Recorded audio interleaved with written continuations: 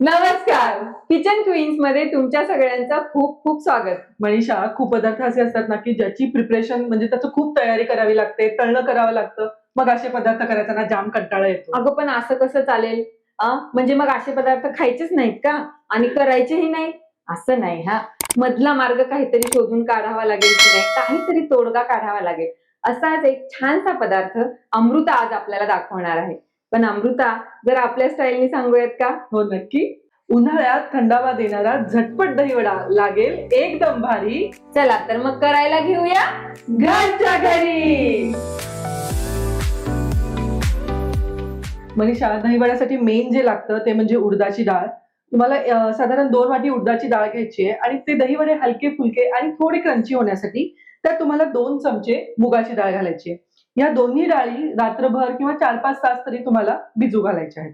या डाळी 4-5 तास छान भिजल्या की आपल्याला मिक्सरला बारीक वाटून घ्यायच्या आहेत.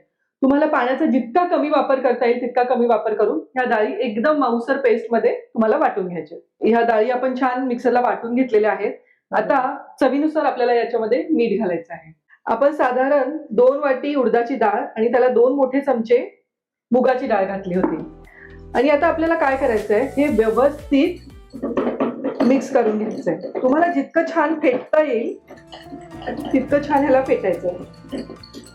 हे फेटल्याने काय होतं ना मनीषा, वडा अगदी हलका हलका होतो. हो, ती वड्याची ट्रिक आहे बरं का अमृता. हो. कुठलाही वडा तुम्हाला जर का एकदम असा हलका करायचा असेल तर शक्य तेवढं तुम्हाला जेवढं शक्य आहे तेवढं त्याला फेटून घ्यायचं. हाताने करताना काय होतं, म्हणजे कुणी डायरेक्ट हाताच्या या हो. पंजाने करतं. हो. पण हात खूप जास्ती दुखून येतो. हो. तर तुमच्याकडे असं विस्कर असेल किंवा एक मोठा चमचा घेऊन तुम्ही हे फेटू शकता. बघ मनीषा, हे एकदम हलकं झालंय फेटून. हो. तर आपल्याला काय करायचं मनीषा, साधारण 1 चमचा जिरं रगडून या पिठामध्ये घालायचं. बरं, जिरं आपण भाजलेलं नाही. नाही, कच्चं जिरं आहे आपलं. या पिठामध्ये ना काहीही घालताना हे तुमचं ऑप्शनल आहे. कुणाकुणाला याच्यामध्ये आलं आवडतं, हिरवी मिरचीचे तुकडे आवडतात. पण हे प्लेन फक्त जिरे घातलेला वडाही खूप छान लागतो. आता हे आपण व्यवस्थित मिक्स करून घेऊया. आणि ते मिक्सरला फिरवताना एक गोष्ट लक्षात घ्यायची आहे, जेवढं तुम्हाला कमी पाणी घालून ते वाटता येईल तसं वाटून घ्यायचं. हे पीठ किती हलकं झालंय बघ. हो. जण या पिठामध्ये सोडा घालतात, पण सोड्याने तुम्ही जर वडा तळणार असाल तर ते खूप तेल पितं. हो. हे आपलं बॅटर तयार आहे. आणि खरा ट्विस्ट आहे की हे दही वडे आपण तळणार नाही आहोत, ते आपण आप्पे पात्रात करणार आहोत. आजकाल तू बघशील तर सगळे हेल्थ कॉन्शियस असतात, त्यांना खूप तेलकट नको असतं. हो, तर हा त्यासाठी एक सोपा उपाय जुगाड आहे. हो, खूपदा असं होतं अमृता, एखादा पदार्थ ना खूप आवडतो हो, पण ते तेलकट असतं म्हणून तो आपण खायला नाही.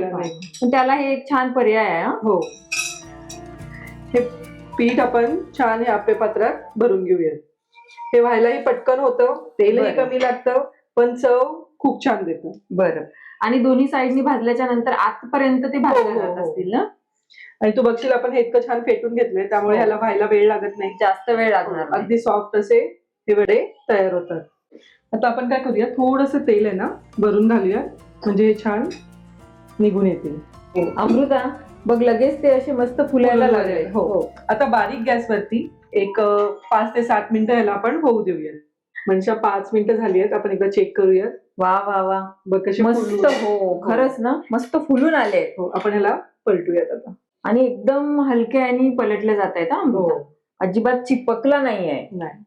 तुम्ही हे जे पीठ फेटून घेता ना, त्याची ही कमाल आहे. हो, जेवढं पीठ फेटल्याने हलकं होतं ना, तेवढा दहीवडा हलका होणार. हो, म्हणजे अगदी थोडंसं तेल सोड, म्हणजे ही खालची साईड पण व्यवस्थित ब्राऊन होऊन जाईल. हो, तसं तू बघशील ते फुलून आलंय, तर हे आतून कच्चं नाहीये, शिजलंय पूर्ण. पण थोडीशी दुसरी बाजू ही गोल्डन ब्राऊन होण्यासाठी थोडं तेल. बरं अमृता, मी काय म्हणते, हे दही वडा पलटवायला हा जो चम्मच आणलाय, हा कुठून आणला बरं? अगं, आम्ही एकदा ना बेळगावला एका लग्नानिमित्त गेलो होतो. आणि बेळगावला असं म्हणतात की स्टीलची भांडी छान मिळतात. आम्ही सहज दुकानात गेलो तर तिथे हे होतं. अच्छा. मग मी त्या काकांना विचारलं, बाबा हे काय आहे? तर तो म्हणाला, हे आप्पे पलटायचा चमचा आहे. ज्याला म्हणजे हे एक साईडने तुम्ही असं पलटायचं आणि दुसऱ्या साईडने असं हे तुम्ही उचलून घेऊ शकता. म्हणजे त्यांनी पटापट पलटले जातात आणि आपले दही वडे झालेले. हो, एक गोष्ट लक्षात ठेवायची वडे करताना की बारीक गॅसवरतीच तुम्हाला दही वडे करून घ्यायचे, म्हणजे ते छान फुलून येतात, हलके फुलके होतात आणि शिजतातही व्यवस्थित. दही वडे झालेत, आपण आता याला काढून घेऊया. बघ हे मनीषा, छान दोन्ही साईडनी भाजून हे आपले मिनी दही वडे तयार झालेत. हो. आता हे वडे थोडे गार होऊ देऊयात. तोपर्यंत आपण काय करूयात, आपल्याला दही वड्यासाठी जे दही लागणार आहे ते दही तयार करूयात आणि थोडंसं पाणी आपल्याला कोमट करून घ्यायचं आहे हे वडे सोक करण्यासाठी. तर ते दोन्ही आपण करून घेऊयात. हे वडे सोक करण्यासाठी आपल्याला पाणी थोडंसं कोमट करायचंय मनीषा.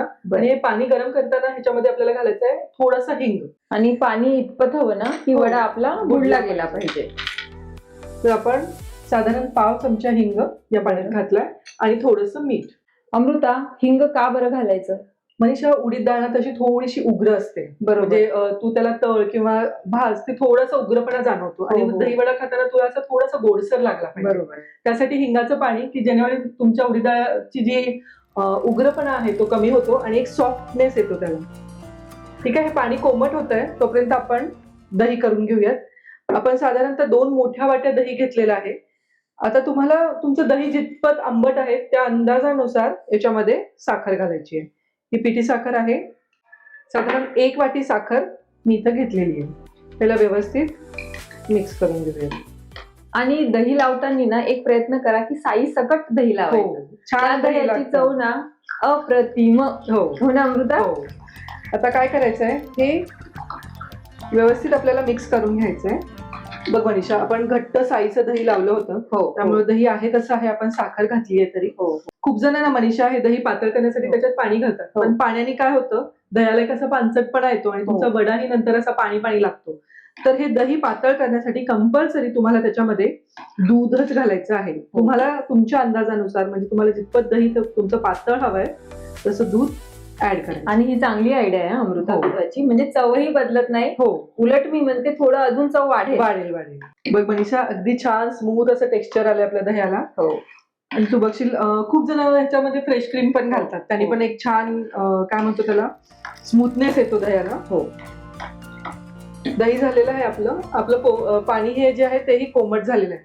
आता आपल्याला काय करायचंय, हे वडे जे आहेत ते आपल्याला या पाण्यामध्ये सोडायचे आहेत. मनीषा, छान भिजलेत हे वडे. हो. अगदी हलक्या हाताने त्याला दाबायचंय, खूप नाही दाबायचं. बरं. पाणी थोडंसं त्यातलं गेलं थोडंसं पाहिजे. पाणी निघालं हो. पाहिजे. खूप ठिकाणी ना तू बघशील तर दही वडा एकदम एक मोठा असतो हो. आणि त्याला एकदम चपटा करून हो. सर्व केला जातो. खूप ठिकाणी गोल मिळतो. हो. आता ती सर्विंगची ज्याची त्याची पद्धत पद्धत आहे. हो. पण शेवटी काय आहे, टेस्ट महत्वाची हो. आहे. दही वडे सर्व करूयात. अमृता, दही वडा करण्यात जेवढी मज्जा आहे ना तेवढीच मज्जा दही वडा सर्व करण्यात आहे. हो, आणि तेवढीच मजा तो दही वडा खाण्यातही हो. आहे. तू बघशील आपण दूध घातलं होतं त्याच्यामुळे कुठेही पाणी सुटलेलं नाहीये दह्याला. हो, हो. या छोट्या छोट्या गोष्टी असतात कुठलाही पदार्थ करताना. काही लोक आहे ना मनीषा, हे वडे सुद्धा दह्याचं पाणी करतात अच्छा. आणि त्याच्यात भिजवून ठेवतात. बरं. ती पण चव चांगलीच लागत हो असेल. हो. हे दही छान वड्यांवर टाकून झालंय. आता जी बेसिक हिरवी चटणी आपण हो. करतो, कोथिंबीर, पुदिना, हिरवी मिरची, लसूण, आलं, ही ऑप्शनल आहे. तुम्हाला जर तिखट आवडत नसेल तर तुम्ही नाही टाकली तरी चालेल. आता ही आपली चिंच खजुराची गोड चटणी. या चटण्यानी ना अमृता चटपटीतपणा अजून वाढतो. हो. दहीवड्यावर ना ही खजुराची चटणी किंवा आपली ही हिरवी चटणी हवीच.